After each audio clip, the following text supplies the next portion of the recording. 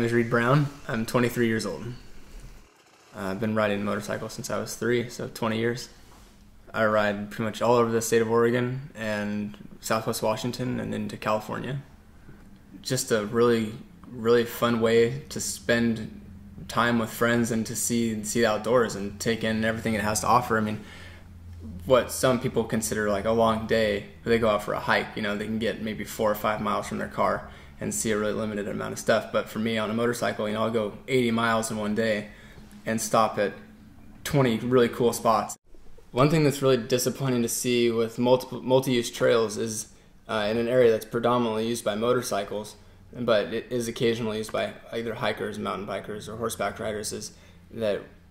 motorcycle riders and ATV users and four-wheel drive users all pay into a fund that goes into maintaining these trails. And so we'll be out on the trail and encounter someone from a different recreation group, so let's say a hiker, and they'll give us a hard time about how we're destroying the land when we're the ones that put our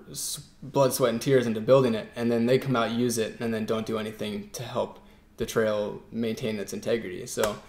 you know, all the impacts they say we're creating is like we come back and fix, but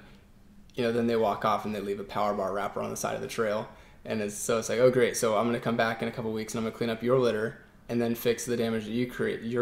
your group caused, and the stuff that my group did. So I guess I can see how people might be a little turned off by motorcycles because we travel a little bit faster and it's a little bit louder than walking, but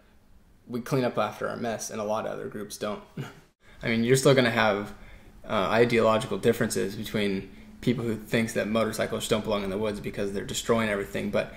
if you can help educate people that, hey, you know, we're not just tearing up the ground and polluting the air and all things like that, you know, that's